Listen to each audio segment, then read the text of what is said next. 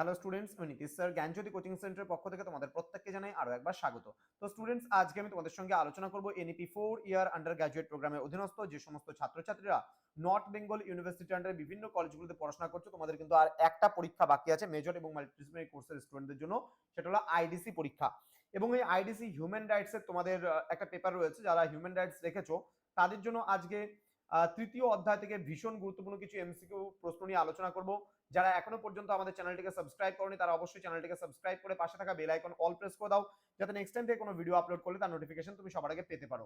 এছাড়া যারা ভাবছো যে অনলাইনে আমার থেকে নোটস নেবে, ক্লাস করবে, তারা অবশ্যই যোগাযোগ করবে আমাদের অফিসিয়াল নাম্বার 7076398606 নাম্বারে অথবা 6295916282 নাম্বারে। দেখো স্টুডেন্ট, যেহেতু সবার রয়েছে, আমরা কিন্তু এই পেপারটার উপরে একটা বইও বের করেছি হিউম্যান রাইটস এর উপরে। সেই বইটা তোমাদেরকে অনেক স্টুডেন্টকে আমরা বাড়ি অবধি পৌঁছে দেওয়ার ব্যবস্থা করেছিলাম। তো স্টুডেন্ট, তোমরা যারা ভাবছো পরবর্তী সেমিস্টার থেকে অ্যাডমিশন নেবে, প্রথম দিকেই অ্যাডমিশনটা করবে। তার কারণ আমি এটাই বলছি যে মাত্র 1199 টাকা মেজর কোর্স সহ মাইনর, এবং যারা মাল্টিডিসিপ্লিনারি কোর্সের স্টুডেন্টরা রয়েছে অর্থাৎ পাস কোর্সের স্টুডেন্ট, তাদের জন্য 699 টাকা পুরো সেমিস্টারের কোর্স ফি। ভাববে না অনেক টাকা নেওয়া হচ্ছে, তোমরা মাসে মাসে ভাগ করে দেখো, তাহলে মাত্র কোর্স ফিটা হচ্ছে 100 টাকা করে ভাগে পড়তেছে, আর 99 টাকা অ্যাডমিশন। তাহলে 6 মাসের আমরা কোর্স ফি নিচ্ছি কত? 699 টাকা। এবং মেজর কোর্সে যারা রয়েছে 200 টাকা মাস হিসেবে আমরা কোর্স ফিটা নিচ্ছি। এইটুকু কোর্স ফি দিয়ে তোমরা যদি পড়তে না পারো আর প্রথম থেকে যদি পড়াশোনা না করো, তাহলে কিন্তু ব্যাক পেয়ে যাবে। এবার ব্যাক পেলে পরবর্তী গিয়ে যে প্রথমে দিকে টিউশন ফিস বাঁচানোর চেষ্টা করো, যে একটা কোচিং সেন্টারে কেন দিতে যাবো, টিউশন ফিস বাঁচাই, আমাদের খুব ভালো হবে। 200 টাকা বাঁচালে পরে মোবাইলে ভরতে পারবো, খেতে পারবো, এটা করতে পারবো, ওটা করতে পারবো, অনেক রকমের চিন্তা ভাবনা থাকে তোমাদের, তাই না? তবুও আমরা কোচিং সেন্টারে অ্যাডমিশন নেবো না। পরীক্ষার আগে বন্ধু বান্ধবের থেকে নোটস চাবো, কলেজের সিনিয়র দাদাদের থেকে নোটস চাবো, এগুলোই করবা। কিন্তু এই যে জ্ঞানজ্যোতি কোচিং সেন্টার তোমাদের পাশে দাঁড়িয়েছে, এত সুন্দরভাবে তোমাদেরকে সমস্ত কিছু তৈরি করে দিচ্ছে, তারপরেও তোমরা আসবা না, অ্যাডমিশন নেবা না। তো প্রথম থেকে তোমাদেরকে বলা হয় অ্যাডমিশন নাও, অ্যাডমিশন করো, এবং তোমরা ক্লাসগুলোকে করো আমাদের। আমরা কি কি আপডেট দিচ্ছি ইউটিউব চ্যানেলে সেটা ফলো করো। আমরা প্রতিদিন যে ভিডিওগুলো দিচ্ছি সেগুলো কতক্ষণ লাগে? প্রতিদিন যদি 1 ঘন্টা, 24 ঘন্টার মধ্যে যদি 1 ঘন্টা পড়তে বসো, এনাফ। তো বি কেয়ারফুল, তোমার পড়াশোনা নিয়ে একটু সিনসিয়ার হও। তার কারণ যদি কোনো কারণবশত গ্র্যাজুয়েশন কমপ্লিট করতে না পারো, তাহলে কিন্তু বিপদ আছে, তাই না?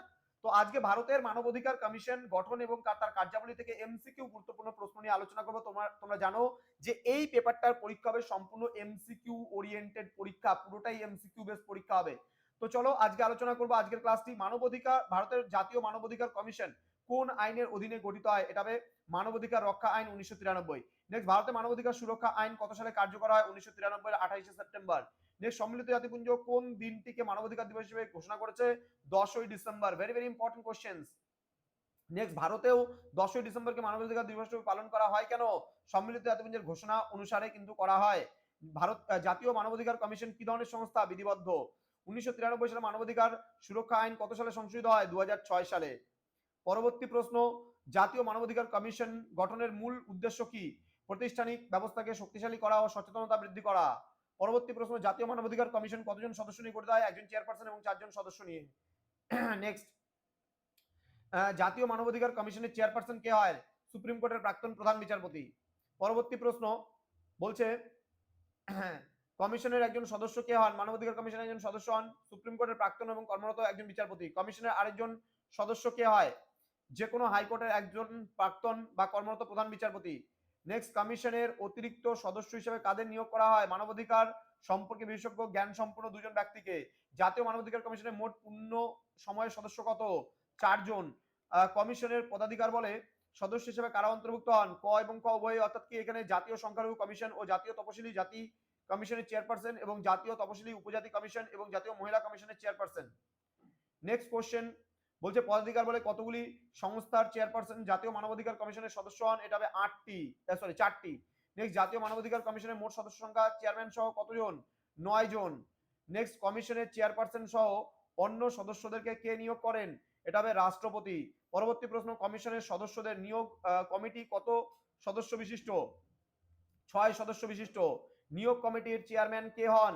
এটা হবে প্রধানমন্ত্রী হন। নিয়োগ কমিটিতে কারা অন্তর্ভুক্ত থাকেন? বলছে প্রধানমন্ত্রী, লোকসভার অধ্যক্ষ, রাজ্যসভার ডেপুটি চেয়ারম্যান, লোকসভার বিরোধী দলের নেতা, রাজ্যসভার বিরোধী দলের নেতা এবং কেন্দ্রীয় স্বরাষ্ট্রমন্ত্রী।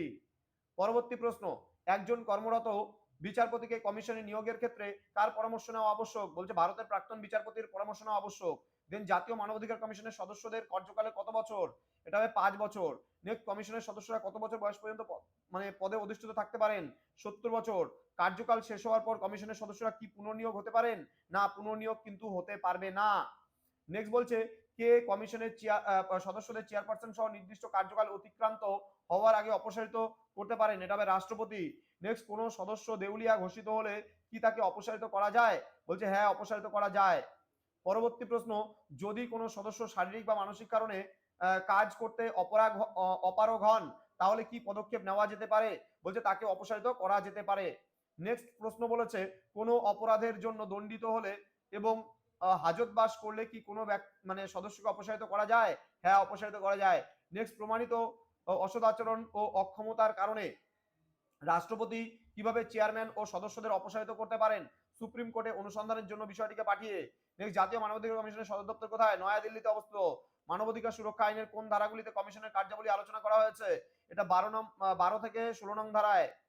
পরবর্তী প্রশ্ন, মানবাধিকারের কমিশন কাদের অভিযোগের ভিত্তিতে তদন্ত পরিচালনা করতে পারে, উপরের সবকটি হবে, এখানে অপশনগুলো দেখে নেবে। নেক্সট বলছে কমিশন কোন মানবাধিকার বিরোধী মামলা চলাকালীন কোন আদালতের সম্মতিতে হস্তক্ষেপ করতে পারে, এটা হবে সংশ্লিষ্ট আদালত। দেন কমিশন কি কোনো রাজ্যের সংশোধনাগার পরিদর্শন করতে পারে, হ্যাঁ সংশ্লিষ্ট রাজ্য সরকারকে জানিয়ে সেটা করতে পারে। নেক্সট রয়েছে কমিশনের একটি কাজ কি, মানবাধিকার রক্ষার্থে সাংবিধানিক ও আইনি রক্ষা কবচ পরিচালনা পর্যালোচনা করা। নেক্সট রয়েছে কোন বিষয়ে প্রয়োজনীয় পদক্ষেপ গ্রহণের জন্য কমিশন সুপারিশ করে কি, বলছে সন্ত্রাসবাদ সহ যে সকল কার্যাদির ফলে মানবাধিকার লঙ্ঘিত হতে পারে, বলছে মানবাধিকারের সংশ্লিষ্ট বিভিন্ন চুক্তি আন্তর্জাতিক সনদ বিশ্লেষণ করা কার অন্যতম কাজ, এটা হবে কমিশনের অন্যতম কাজ। দেন কমিশন মানবাধিকার বিষয়ে কিসে উদ্যোগ গ্রহণ এবং উৎসাহ দান করে, এটা হবে গবেষণা। পরবর্তী বিষয়, মানবাধিকারের বিষয়ে জনগণকে সচেতনতা করা কার কাজ, এটা হবে কমিশনের কাজ। নেক্সট মানবাধিকার রক্ষার্থে জড়িত বেসরকারি প্রতিষ্ঠানকে উৎসাহ প্রদান করা কার কাজের অন্তর্ভুক্ত, এটা হবে কমিশনের কাজের অন্তর্ভুক্ত। নেক্সট কমিশনের কার্যপদ্ধতি নিয়ন্ত্রণের ক্ষমতা কার হাতে অর্পণ করা হয়েছে, এটা হবে কমিশনের হাতে অর্পণ করা হয়েছে। পরবর্তী প্রশ্ন, কমিশন তদন্তের জন্য কার কাছ থেকে তথ্য বা রিপোর্ট চেয়ে পাঠাতে পারে, উপরের সবকটি হবে সঠিক উত্তর, মানে 3টা অপশনই হবে। দেন কমিশনের দেওয়া নির্দিষ্ট সময়ের মধ্যে রিপোর্ট না আসলে কি ঘটে, কমিশন নিজে অভিযোগের তদন্ত করতে পারে। পরবর্তী প্রশ্ন, অভিযোগের তদন্ত হওয়ার পর কমিশন কি পদক্ষেপ নিতে পারে, বলছে মানবাধিকার লঙ্ঘনকারী অধিকারিকদের বিরুদ্ধে ব্যবস্থা ও সুপারিশ গ্রহণ করতে পারে। দেন ক্ষতিগ্রস্ত ব্যক্তিকে বা তার আত্মীয়কে সাময়িক ক্ষতিপূরণ দেওয়ার জন্য কমিশন কাকে সুপারিশ করতে পারে, বলছে সরকার বা নির্দিষ্ট কর্তৃপক্ষকে। নেক্সট বলছে কমিশন সুপ্রিম কোর্ট বা হাইকোর্টের নিকট কিসের জন্য আবেদন করতে পারে, এটা আদেশ নির্দেশ ও রিটের জন্য। নেক্সট বলছে কমিশন তদন্তের ফলাফল ও সুপারিশ সহ রিপোর্ট কাকে প্রদান করে, সংশ্লিষ্ট সরকার বা কর্তৃপক্ষকে। দেন কমিশনের কার্যাবলী ও কার্যপদ্ধতি আলোচনার ভিত্তিতে কমিশন মূলত কোন আদালতের ক্ষমতা ভোগ করে, এটা হবে দেওয়ানি আদালত। নেক্সট হচ্ছে কমিশন কি অভিযোগ অনুসন্ধানের পর কোনো শাস্তি ঘোষণা করতে পারে, বলছে না। দেন কমিশনের সুপারিশ কি সরকার বা সংশ্লিষ্ট কর্তৃপক্ষের জন্য বাধ্যতামূলক, না এটি বাধ্যতামূলক নয়। তো আজকের এই ছিল 50টা গুরুত্বপূর্ণ এমসিকিউ তৃতীয় অধ্যায় থেকে। তো স্টুডেন্টস তোমরা যারা এখনো পর্যন্ত আমাদের চ্যানেলটিকে সাবস্ক্রাইব করোনি তারা অবশ্যই চ্যানেলটিকে সাবস্ক্রাইব করে পাশে থাকা বেল আইকন অল প্রেস করে দাও, যাতে নেক্সট টাইম থেকে কোনো ভিডিও আপলোড করলে তার নোটিফিকেশন তুমি সবার আগে পেতে পারো। এছাড়া অনলাইনে যারা ভাবছো আমাদের ক্লাস জয়েন করবে তারা সময় নষ্ট একেবারেই করো না, আমাদের অফিসিয়াল নাম্বারে যোগাযোগ করো। 4th সেমিস্টারের অ্যাডমিশন কিন্তু আমাদের অলরেডি শুরু হয়ে গেছে। তোমাদের উজ্জ্বল ভবিষ্যৎ গড়ে তুলবো আমরা, এটা কিন্তু আমাদের প্রতিশ্রুতি। দেখা হচ্ছে খুব তাড়াতাড়ি আরো একটা নতুন ভিডিও নিয়ে। তোমরা প্রত্যেকেই ভালো থেকো, সুস্থ থেকো। Thank you so much, thanks for watching after all, thank you.